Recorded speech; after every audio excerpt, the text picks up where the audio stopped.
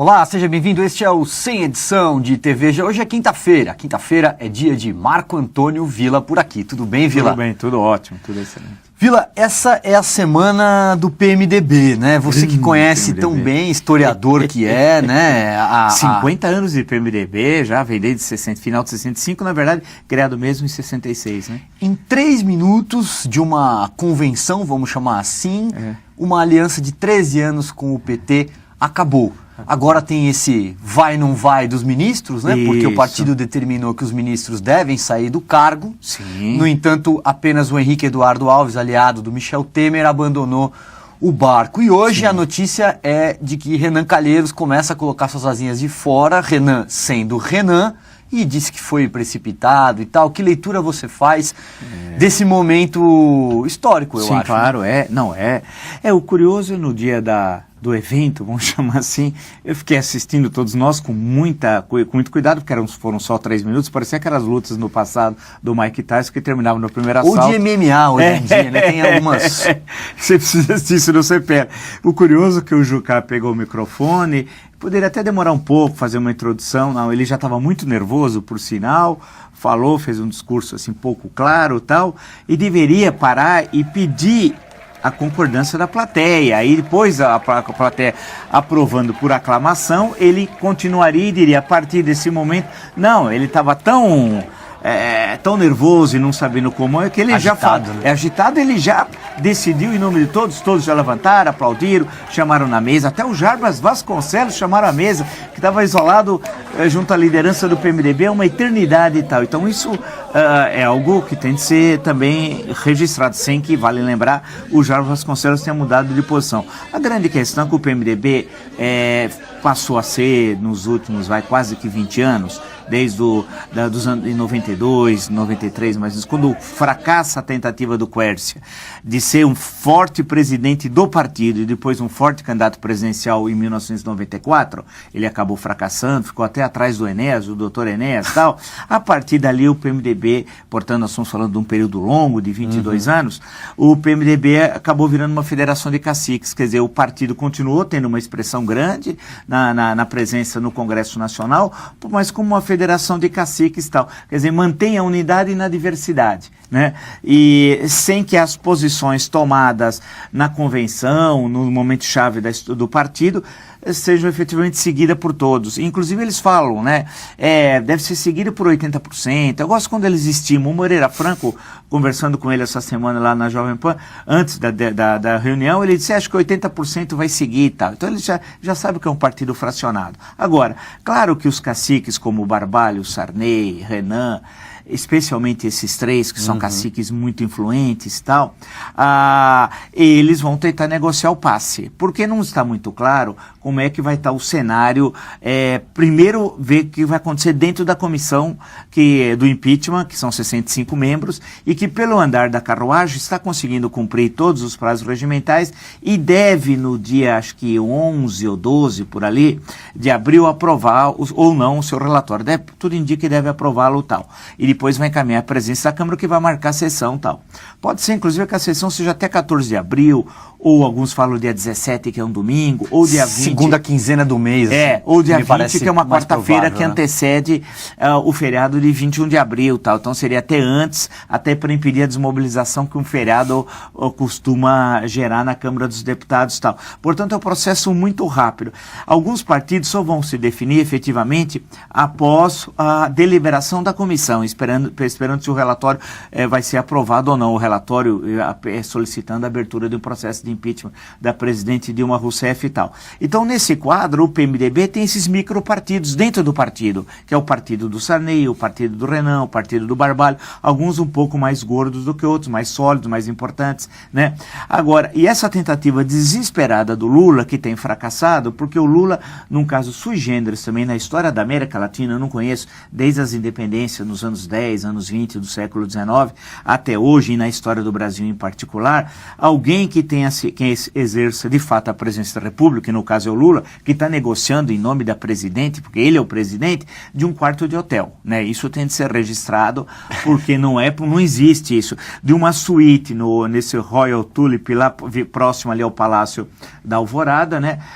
Ele com 3 suítes que ele aluga, ninguém sabe quem paga, tal. Isso é tudo considerado de barato, tal. Nos Estados Unidos seria um escândalo, que é considerado normal. Com um grupo de segurança, além dos que nós pagamos próprio, né? E ele está, a partir dali, desse quarto de hotel, dessa suíte, exercendo o governo de fato e fazendo esse jogo desesperado de tentar manter frações do PMDB, mesmo que não seja a maioria do partido, do lado do governo. A questão um exemplo, né, Vila, Sim. é essa reportagem de hoje do jornal O Estado de São Paulo, Sim. que informa que ele se reuniu com o Jader Barbalho, Sim. um dos caciques que você acabou de citar. Que já foi algemado, inclusive, pela Polícia Federal. Gente boa, Jader Barbalho. E dali teria saído um acordo, né, pelo menos uma tentativa de acordo para que o Hélder Barbalho, que é o filho do Jader, Sim. permaneça na Secretaria de Portos, que tem status de ministério, Sim. e a indicação de um secretário executivo ali da pasta, um aliado deles, de nome Luiz Otávio Oliveira Campos, para a Agência Nacional de Transportes Aquaviários. Sim. Parece haver uma tentativa, ainda que só na cabeça do Lula, né, de mapear esses votos dentro da bancada do PMDB, que tem 68 cadeiras, e ele calcula que Alagoas, Amapá, o Maranhão, Tocantins e o Pará seriam ali uma pequena frente de resistência. Eu estava fazendo uma conta, Vila, rapidamente. Sim. Bom, se somar esses 5 estados que eu mencionei, você tem em torno de 10 ou 11 deputados. A bancada tem 68. Esses 10 ou 11, por exemplo, representa menos do que a bancada do Rio de Janeiro, por exemplo, que tem 12. E apesar dos Pisciani, lá também tem uma forte resistência por conta do Eduardo Cunha. Minas Gerais tem 6, Rio Grande do Sul tem 5. Sim. Ou seja, que conta maluca é essa que ele está fazendo? É um desespero. A gente tem de ver também que tem muita notícia plantada e olha, vai ter muita até chegar o momento da votação pelo plenário da Câmara dos Deputados da abertura ou não do processo de impeachment. E isso tem de monte e tal. Alguns que inclusive desenham um cenário catastrófico, se for aprovada a abertura do processo, que vai dar problema, que o Brasil vai ter um presidente depois, meses depois, que o prazo é 180 dias para o Senado processar e julgar, pode voltar de uma outra vez, que pode ocorrer um caos econômico. Há todo um desenho do medo. O PT construiu um cenário de medo no processo de impeachment, como se agora tivéssemos governo e após o impeachment tivesse um desgoverno. Não é o contrário, agora nós temos um desgoverno e é o processo de impeachment e a abertura do processo de impeachment e o julgamento é que vai permitir que o Brasil tenha governo, é justamente o processo inverso tal. E isso, se nós compararmos com 1992, é incrível como esse jogo foi também não tão pesado, porque o Collor respeitou mais o espírito republicano da Constituição e do processo de impeachment do que o Lula. O Lula é pior que o Collor. Ele é mais corrupto que o Collor. Ele é antirrepublicano até o limite. Quer dizer, as acusações de corrupção que pesam sobre o Collor eram mínimas se nós olharmos o relatório da CPI. Claro, importante, porque não importa qual seja, é um ato lesivo ao erário, ou de corrupção passiva, formação de quadrilha, formação ideológica, não importa tal, a questão em si. Mas o Lula, que organizou o maior desvio de recursos públicos da história da humanidade, que é o Petrolão, 42 bilhões de reais, segundo o laudo da Polícia Federal, ele age num saque do Estado de forma muito pior do que o Collor. E na antivéspera da votação, a 29 de setembro, que foi a votação da abertura do processo do impeachment, no dia 27, no dia 26, você observa nas notícias da época que diziam o Collor, entenda-se, a sua base de sustentação, que ele teria entre 150 a 192 votos, tal. Chegou a ter, salvo engano, agora eu acabei de, vai estar saindo até meu livro, mas se não me engano, acho que foram 38 ou 40 votos, tal. Ou seja, e a lista que eles tinham, que eu tenho, graças a um auxiliar do presidente Collor que me deu, feita pelo Luiz Eduardo, estado por estado, partido por partido, então eles imaginavam 150, que aí passaria o impeachment, ou até 192, então aconteceu tudo ao contrário, isso na antivéspera. Então eles vão blefar muito, o que vai decidir é a mobilização das ruas. Isso é a questão central. Por exemplo, domingo, aqui na Avenida Paulista, em frente à Fiesp, vai ter o Muro da Vergonha, para a gente ver os parlamentares, os deputados que estão com o projeto criminoso de poder ou que estão em cima do muro querendo vender seu passe e tal. Então, esse tipo de mobilização se repetindo em outros estados e pela internet, pelas redes sociais, você pressionar os deputados da sua bancada estadual, é isso que é chave. Lembre-se que o PMDB, no dia 12 desse mês, parece a eternidade, parece que foi na pré-história, no dia 12, sábado, votou pela independência, esperando a manifestação do dia 13. Como foi a maior da história do Ocidente, não há nenhuma como do tamanho que ocorreu aqui em São Paulo, a não ser o Datafolha. O Datafolha ninguém leva a sério, aquele que acha que o Palmeiras ganhou os 4 últimos jogos, que o Lula tem um apartamento pequenininho. Quer dizer, o Datafolha é piada, não dá pra levar a sério e tal, né? Aqui o Corinthians ganha seu auxílio de arbitragem, esse tipo de coisa. Então, isso tá tudo lá no Datafolha, então não dá pra levar a sério. Vai virar uma mesa redonda, futebol. Não dá, o Datafolha é piada. Você começa a ler o negócio e fala assim, pô, isso aqui é gozação, porque você tá vendo, eu participei de todos os movimentos desde os anos 70, né? Então você sabe que aquilo é mentira, e é mentira, né?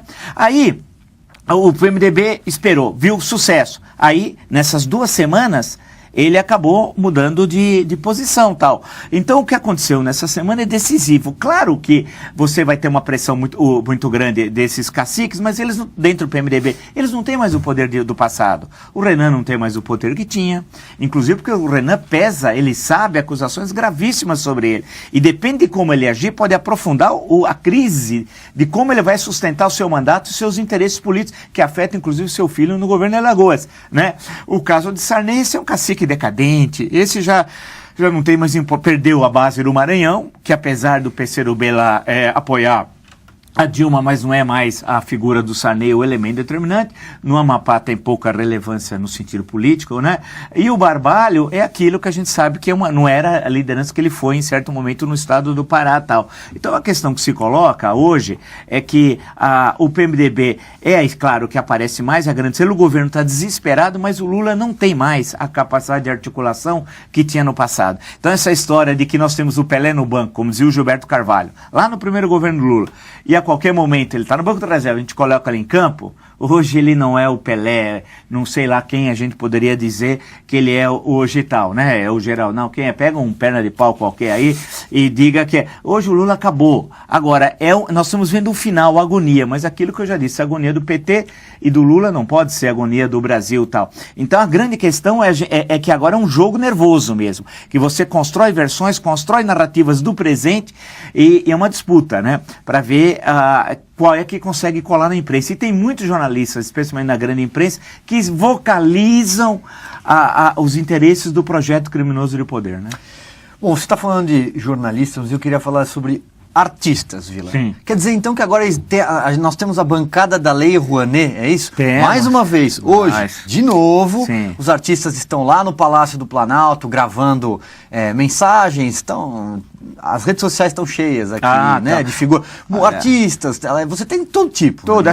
Pegaram até um sujeito de Hollywood, quase que de Bollywood, faltou também trazer da Índia. Sem esquecer daquele artigo do Wagner Moura, do ator Wagner Moura, desastroso, publicado no jornal Folha de São Paulo ontem. Sim, não. É incrível, né?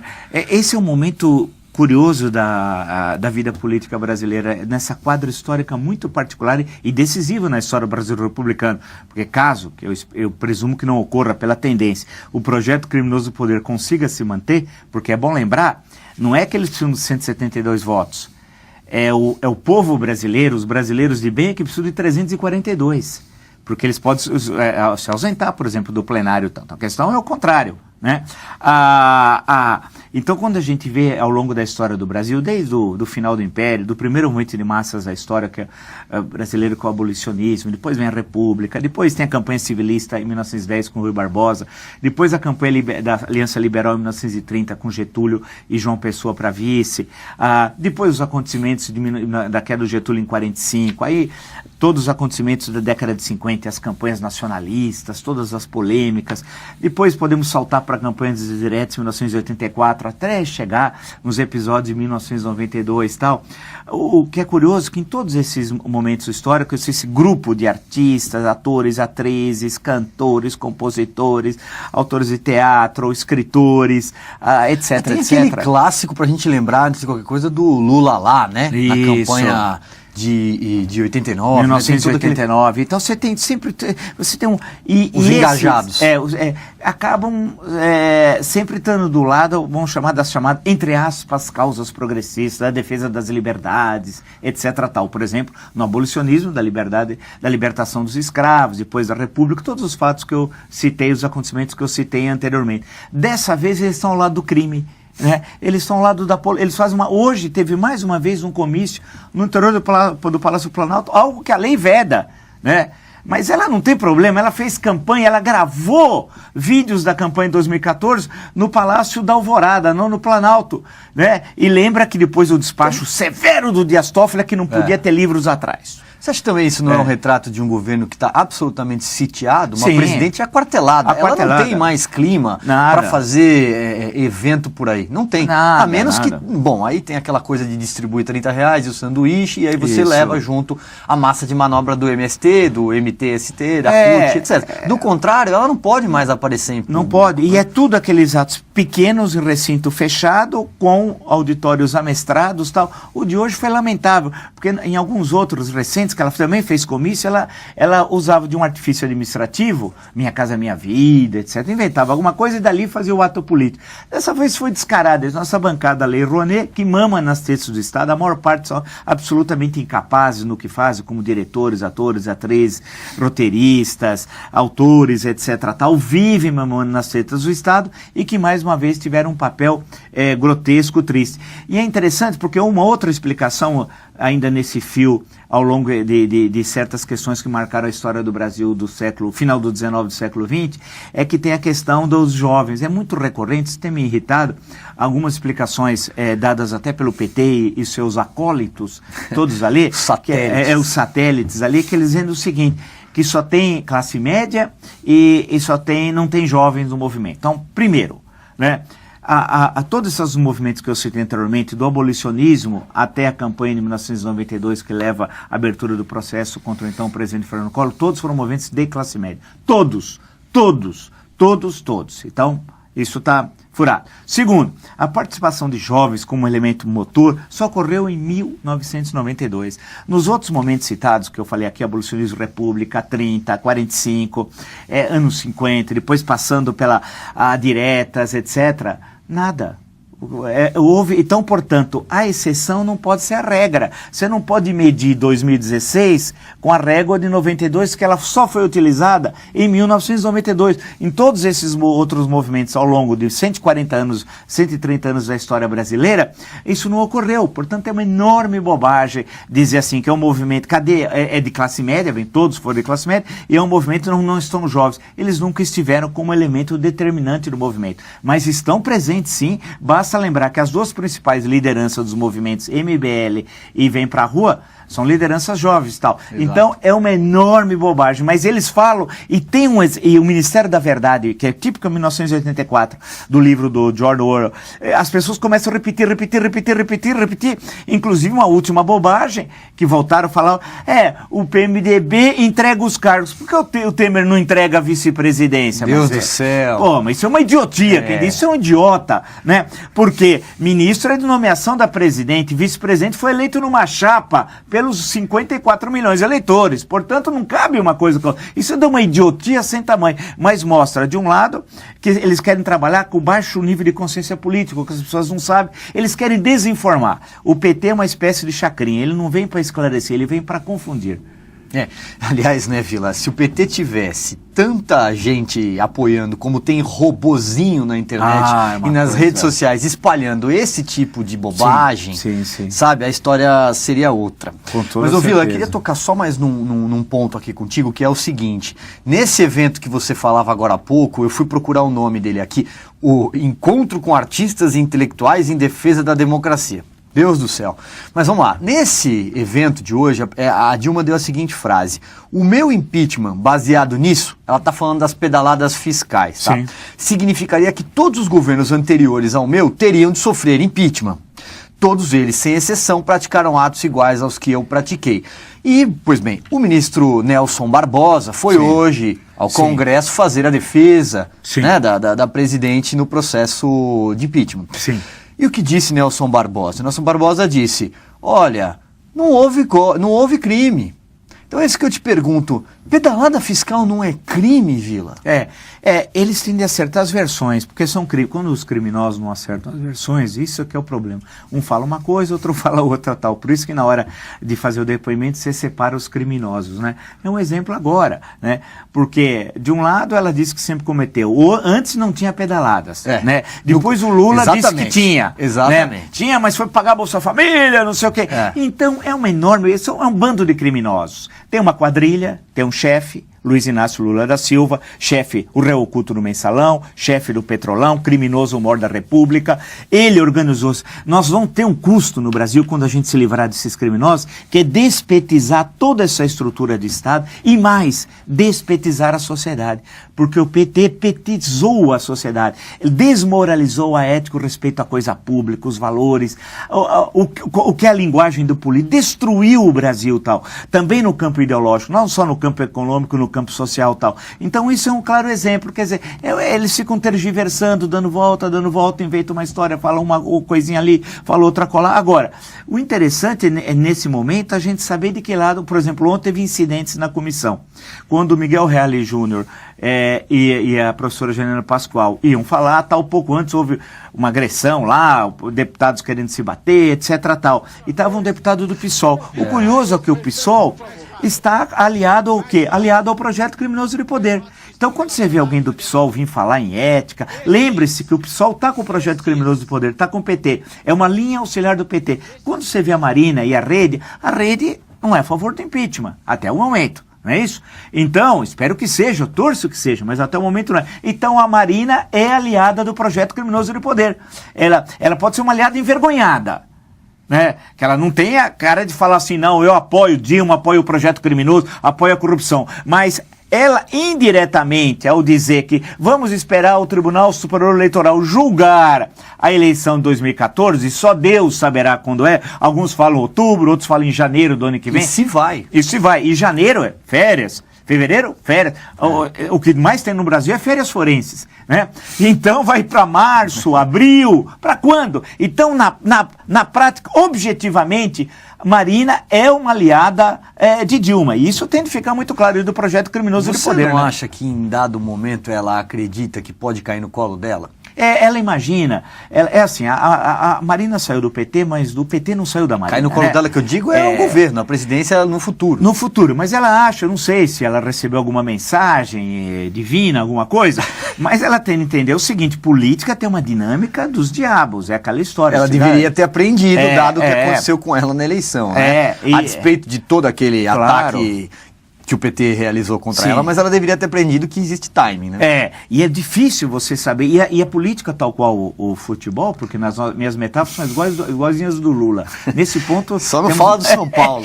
Continua com o Palmeiras, com o Corinthians. São Paulo não precisa falar nada. Não, porque você distribui, constrói todo um cenário e dá tudo errado, né? Lembra-se, em 1995, o Flamengo tinha o ataque dos sonhos, né? Que era o Edmundo, o Romário e o Sávio e tal, e quem foi campeão foi o Fluminense com um gol de barriga do Renato. Um gol de barriga. Quer dizer, aconteceu tudo o contrário. Então, essa falta de racionalismo do futebol é da política também. E a política muda tudo muito rapidamente. Então, ela pega uma pesquisa da Datafolha, eu estou em primeiro. Então, vamos fazer o seguinte, para mim só interessa a eleição. Vamos esperar que resolva, então vai anular. Só que ela esqueceu da seguinte questão. Se a anulação da eleição ocorre a partir do ano que vem, está na Constituição, Marina, precisa ler. A eleição é congressual. É o Congresso que vai eleger. Quem vai eleger? Não se sabe, a Constituição é omissa. Eu posso ser candidato, Silvio pode ser candidato, você pode ser candidato. Não está claro, teria de ter uma lei complementar tal. Então a história é outra, não há uma eleição popular. Então a grande questão que se coloca é que o caminho hoje é um só, é o impeachment. Ele é o caminho mais rápido, mas para a gente enfrentar o projeto criminoso e começar a reconstruir o país, que é uma longa tarefa, esse é um assunto, claro, para outras discussões e tal. Mas essa é que quem não fala em defesa do impeachment na prática e objetivamente está igual ao do projeto criminoso do poder. Essa é a questão. Hoje nós temos claramente o Brasil dividido em dois campos, que não são, basta ver as avaliações negativas da presidente, não é que há polarização, não há polarização, mas está dividido em dois campos. De um lado, no parlamento, você tem aqueles que estão se colocando frontalmente, por vários interesses, não interessa, não saber por quê, contra o projeto criminoso do poder e os que estão a favor. Lembre-se que em 1992, a importância que foi aquilo, porque aquilo abriu o caminho depois para o Plano Real, por exemplo, para uma série de mudanças. O Plano Real foi a grande revolução do Brasil, que até hoje nem o PSDB entendeu a importância disso e tal. Mas é ver que o Sérgio Naia, o deputado do PMDB Minas Gerais, naquela época, depois envolvido, teve um prédio, vamos só lembrar vocês, o Palace 2 que caiu, que era feito com areia de praia, etc. Desabou, tal. Em 92, ele cedeu o jatinho dele para trazer deputados para votar pelo impeachment. Um ano depois, em 93, teve a CPI dos anões do orçamento, e muitos deputados, inclusive até o presidente da Câmara, Pinheiro, acabou sendo caçado pelos próprios pares e tal. Então, os interesses, se eles têm A ou B, não interessam. O que interessa é a questão central. Qual é a questão central? Fora Dilma. A segunda seria, claro, Lula na cadeia. E terceiro, que a Operação Lava Jato vai até o fim, né? Ela não vai parar. Isso a Lava Jato não vai parar, né? Não para. Ela tem uma dinâmica que não Muito bem, Vila, nosso tempo acabou. Hoje, como é que o PMDB faz as contas de 80%? A gente fez 80% de política, 20% de futebol. De futebol, é que o meu sonho era ser narrador de futebol, acabei virando historiador. Na semana que vem a gente vai falar do Santos também, né? Falaremos. Obrigado, Vila. Até mais, então. O Sem Edição termina aqui. Obrigado pela sua companhia e até o próximo programa.